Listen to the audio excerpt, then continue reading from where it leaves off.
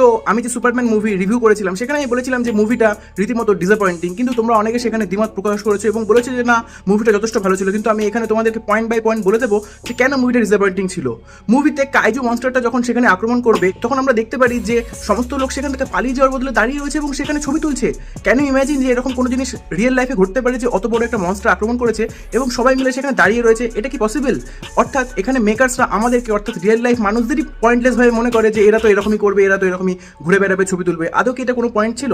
2 নম্বর, লেক্স এত বড় মাপের একটা ভিলেন ছিল তো, কিন্তু সে যখন নিজের যে বেসে ছিল, নিজের যে অফিসে ছিল, সেখানে সে কোনো সিকিউরিটি রাখেনি। সুপারম্যান যে কোনো টাইমে তার অফিসে চলে আসতো, এভাবে তাকে টর্চার করতে, এটা কি পসিবল? কোনোভাবে হতে পারে যে এত বড় একটা ভিলেন সে নিজের অফিসে কোনো সিকিউরিটি গার্ড রাখছে না?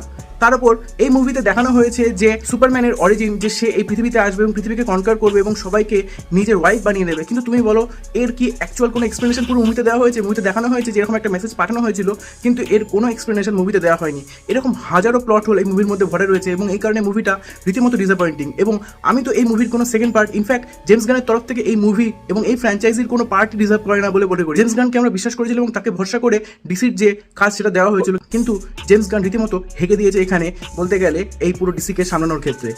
এবার তোমরা তোমাদের মতামত আমাকে কমেন্টে জানাও। ভিডিওটা ভালো লাগে ভিডিওকে লাইক করে দাও, যদি ভালো না লাগে তাহলে অবশ্যই ডিসলাইক করো এবং চ্যানেলটাকে সাবস্ক্রাইবও করতে হবে না, কিন্তু তোমাদের মতামত অবশ্যই আমাকে কমেন্টে জানাও।